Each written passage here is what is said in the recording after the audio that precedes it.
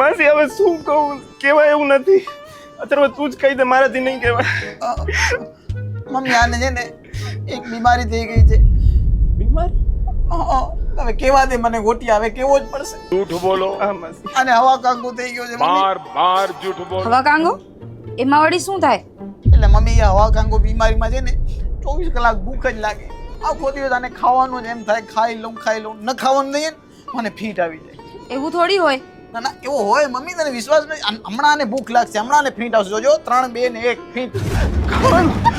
Mummy જમવાનો, mummy કઈ જલ્દી કઈ ખાવા માટે.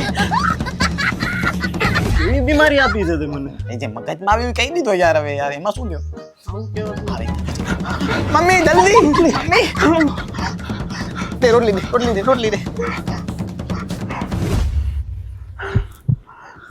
હવે બરાબર થઈ ગયું. 4 દિવસ જૂની તો જૂની રોટલી.